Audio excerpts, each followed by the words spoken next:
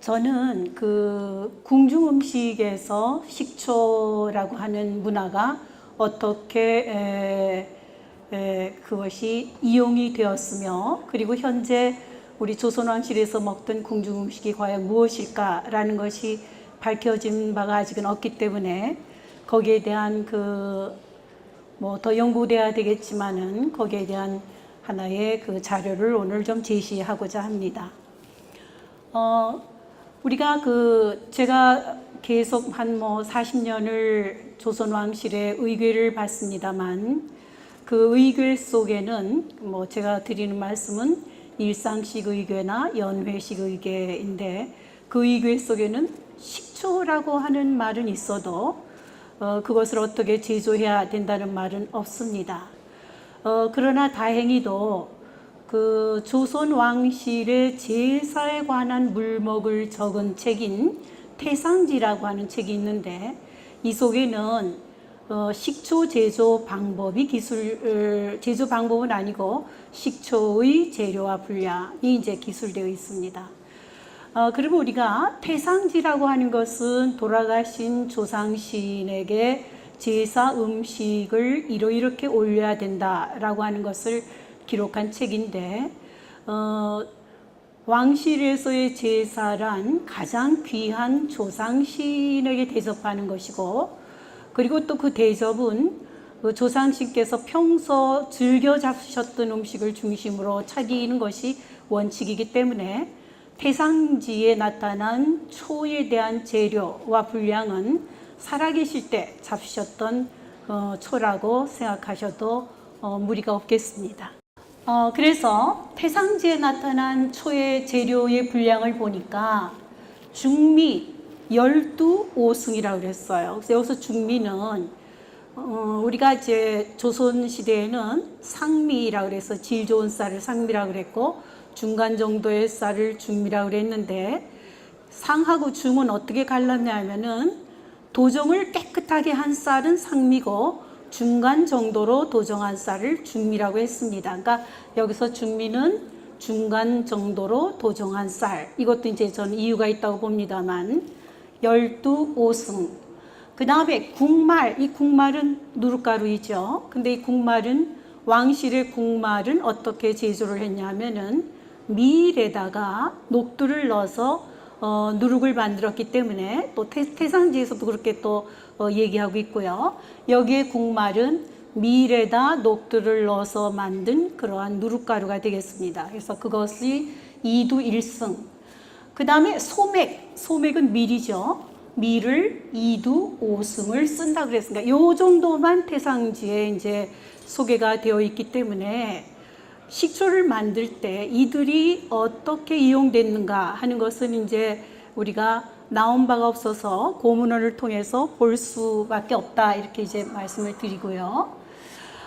그래서 이것을 어떻게 만들었을까를 좀 유추해내기 위해서 과거에 그 조선 개국되고 나서 나온 조리서, 그 조리서를 쭉 훑어봤더니 수은잡방이라고 해서 1481년에서 1552년 동안 생존을 하셨던 김수라고 하는 분이 지은 수은잡방과 1670년에 안동장씨라고 하는 분이 지은 음식지미방에 그러한 그 태상지에 나타난 중미, 그리고 국말, 또 하나 밀, 요 세 가지 가지고 어떻게 식초를 만들었는가에 대한 하나의 방법을 알 수가 있었습니다.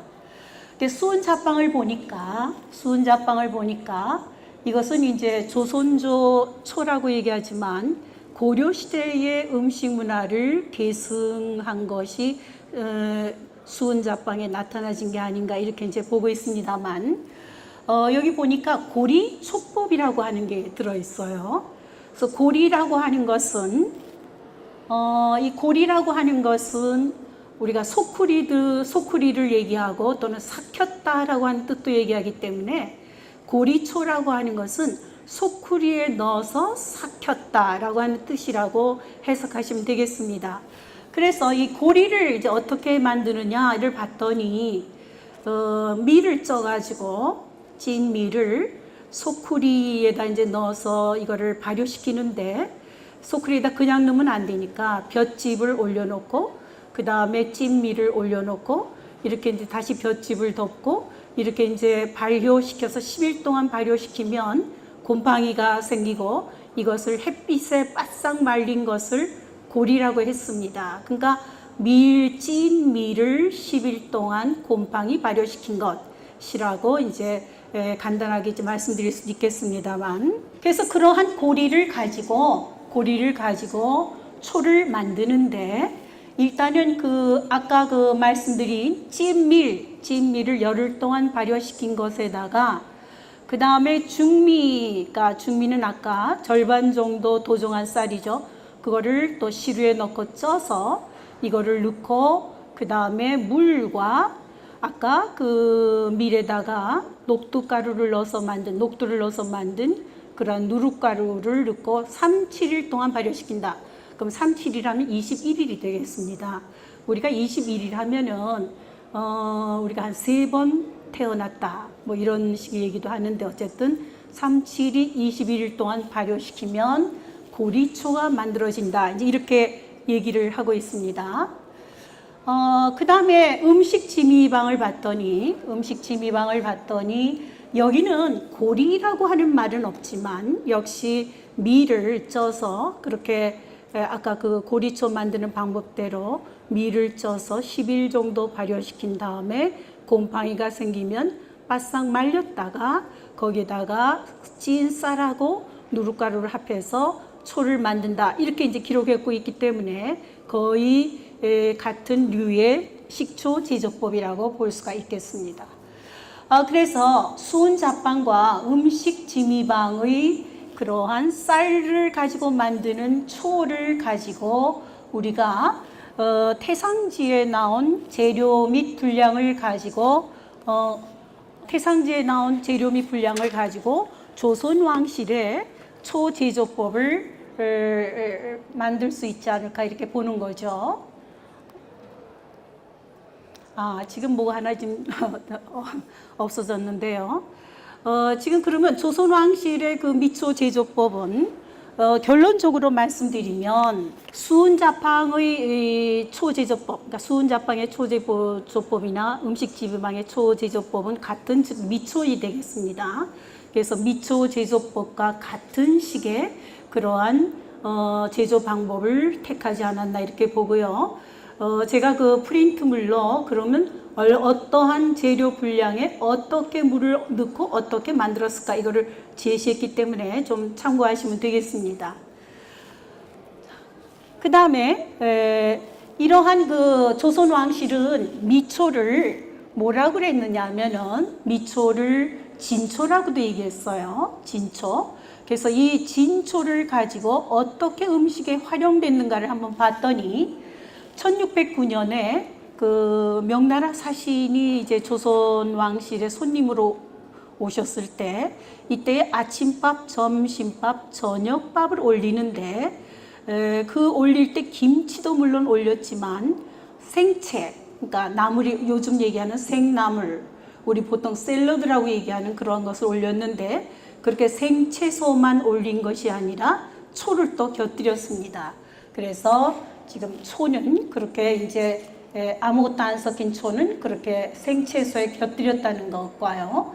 그 다음에 강초장이라고 해서 초에다가 간장을 넣고 생강즙을 좀 넣은 것을 강초장이라고 했는데 이 강초장은 상화병, 생합만두, 어만두, 골만두, 양만두, 생선회, 조편 등에 곁들였습니다.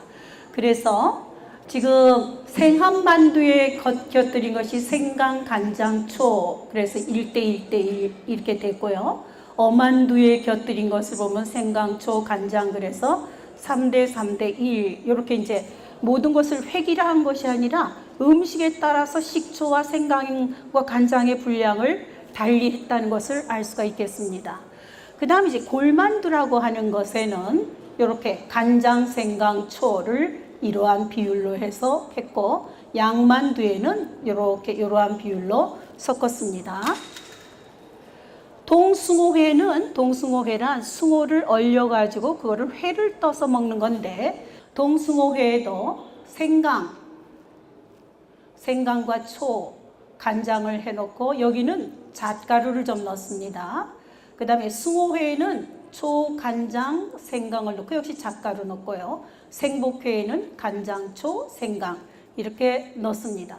그 다음에 이제 어채라는 것이 있었는데, 어채에도 역시 간장, 초, 생강을 넣고 잣을 넣습니다. 생합회에도 이와 같이 간장, 초, 생강을 이렇게 넣어서 곁들이게 했습니다.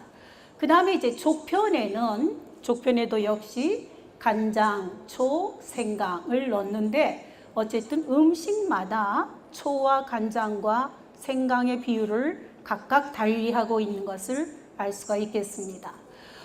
그 다음에 이제 겨자장이라는 게 있었는데요. 겨자장은 우리는 요새 생선회를 찍어 먹을 때 겨자장을 많이 씁니다만, 일본도 마찬가지로.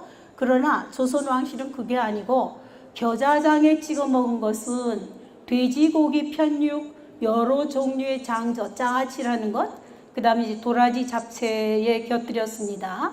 대충 비율은 초와 황계자의 비가 1:2 정도가 되겠습니다. 그 다음에 초장을 또 별도로 만들었어요. 이 초장은 우육, 숙편, 양육, 숙편, 전류와 육채에 곁들였습니다. 양지머리 숙편도 이제 곁들였는데, 어쨌든 보시면 간장, 초, 잣 이렇게 했는데, 간장을 어떤 때는 진장이라고도 얘기했고, 초를 어떤 때는 진초라고도 얘기하고 있음을 볼 수가 있겠습니다. 우육수편에 곁들인 그러한 간장과 초의 비율을 이렇게 지금 적어드렸습니다. 연도별로. 그 다음에 보시면 고초장 또는 초홍장이라고 하는 명칭으로 고초장에 또 초를 넣었었는데, 이것은 그 문헌으로는 1795년 이후에 이제 등장하는 거고요. 이렇게 이제 비율을 넣습니다. 그 다음에 그럼 왜 조선 왕실은 이렇게 초를 사용했는가? 그러니까 조리 원리 측면에서 뭐 다른 여러 가지 이유도 있겠습니다만, 조리 원리 측면에서 보면 우선 초의 상생 효과라 그래서 이것이 간은 목기에 해당하고 이게 초가 되겠습니다. 그래서 초를 일단 우리가 먹으면 간에 들어가서 간을 건강하게 한다는 얘기죠. 그러나 이것은 간이 이제 간에 들어가서 초에 의해서 간이 건강하게 되지면, 이것은 상생에 의해서 심장에도 또한 좋다. 그래서 초는 간과 심장에 좋은 식품이다. 이렇게 이제 볼 수가 있고요.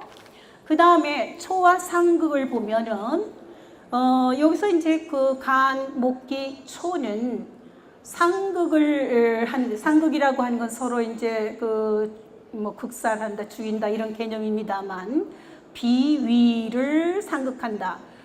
이거 이제 목국토의 개념인데, 다시 말하면 초를 많이 먹으면 비장과 위장에 좋지 않다. 이렇게 이제 이것이 조리 원리의 기본 원칙이 되었습니다. 어쨌든 초를 먹어서 그 간과 심장에 좋은 것은 어디까지나 적당량 먹는 것을 얘기하고, 지나치게 많이 먹으면 이렇게 비장과 위장을 상하게 한다는 것이죠. 그 다음에 이제 우리가 초를 조리 원리 측면에서 보면 약선의 측면에서 한번 좀 보겠습니다. 동의보감을 보니까 쌀로 만든 초가 이제 미초이고 진초인데, 이 쌀로 만든 초는 성질이 온하고 옹종을 없애고 심통을 다스리고 어육과 채소독을 줄이면서 혈량을 다스린다고 그랬습니다. 아까 우리 심장에도 좋다고 말씀드렸죠. 그러면 여기서 조리 원리 쪽에서 이용되는 것은 성질이 온하다 측면만 제가 좀 보겠습니다. 이 성질이 온하다. 우리는 이제 건강한 사람이면, 저도 오늘 건강하니까 이렇게 나와서 선생님들 앞에서 말씀을 드립니다만, 건강하다고 하는 것은 제 기가 평하다는 것이죠. 만일에 제 기가, 제가 가지고 있는 이 기가 평이 깨트려지면 뜨거워지기도 하고 차지기도 합니다. 예를 들면 겨울에 제 기가 차지면 저는 감기에 걸리는 거죠. 그런데 이것은 외부적 조건이고 음식도 하나하나 개성이 있어서 사람도 다 이제 저마다 다 틀리고 개성이 있듯이 우리가 먹는 음식도 개성이 있어서 어떤 것은 아무리 뜨겁게 끓여 먹어도 우리 몸을 차게 해주는 음식이 있거든요. 예를 들면 돼지고기 같은 것은 아무리 뜨겁게 해서 먹고 삶아 먹어도 우리 몸속에 들어가서 우리 몸을 차게 해주기 때문에 기의 균형을 깨트리겠죠. 그러면은 병이 생깁니다. 그래서 이 돼지고기를 요리할 때 이것을 평하게 요리할 필요성을 느낍니다. 그래서 이 찬 돼지고기를 평하게 하기 위해서 돼지고기의 찬 것을 누그러뜨릴 어떠한 열성 또는 온성 식품을 넣을 필요가 있죠. 그게 바로 이제 우리가 돼지의 약에 해당되고, 예를 들면 마늘이나 후추나 뭐 고춧가루 정도, 뭐 쉬운 예를 들면 그렇게 들 수 있겠습니다만, 그것이 이제 돼지의 약이 되고, 그리고 그 약만 넣으면 또 맛이 없으니까 소금을 좀 넣어서 우리는 그 얘기를 양념한다라고 얘기합니다. 또 그렇게 양념을 해서 평하게 만든 음식을 약선이라고 얘기합니다. 그래서 이제 양념과 약선을 이제 봤는데, 청포채의 경우에는 청포라고 하는 그 묵은 녹두묵이죠. 이건 대단히 몸을 차게 하거든요.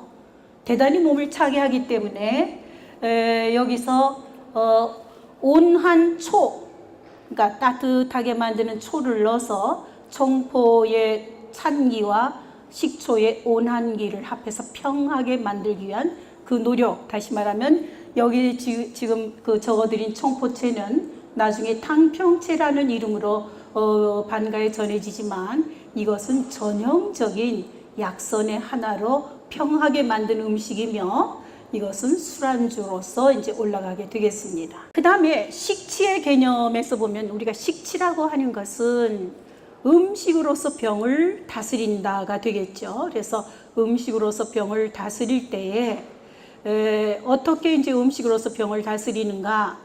우리는 보통 모든 사람은 평하지만 죽을 때에는 몸이 차져서 죽게 되거든요. 또 대부분 병에 걸렸을 때는 찬 기운에 의해서 병에 걸리는 것이 대부분이기 때문에, 우리가 식치라고 하는 것은 내가 몸이 차서 병이 걸렸을 때, 지금 예로 드린 경우에요, 내가 몸이 차서 병에 걸렸을 때 더운 음식을 먹음으로 해서 내 몸 찬 거와 더운 음식이 합해져서 평하게 되는 것입니다. 그래서 그러한 평한 기운을 만들기 위한 개념으로 치료식으로 올리는 경우가 있는데, 그것이 바로 여기 말씀드린 초계탕의 경우가 되겠습니다. 그래서 보통 이제 닭하면 이것은 몸을 따뜻하게 하거든요. 그래서 닭에다가 또 많은 양의 초를 넣어서 그 초계탕 음식 자체를 아주 덥게 만드는 그러한 것이 되겠습니다. 그러니까 조선 왕실은, 저는 이제 어디까지나 그 조리 원리 측면에서 이제 말씀드렸습니다만, 그 조선 왕실이 왜 미초를 고집하면서 이 미초를 어떠한 조리 원리 측면에서 어떻게 사용됐는가라고 하는 것을 말씀드렸는데, 어쨌든 우리가 궁중 음식이라고 하는 것은, 예를 들면 어만두라고 해서 어만두만 잘 만들어서 그것을 먹인다고 해서 궁중 음식은 절대로 아니다.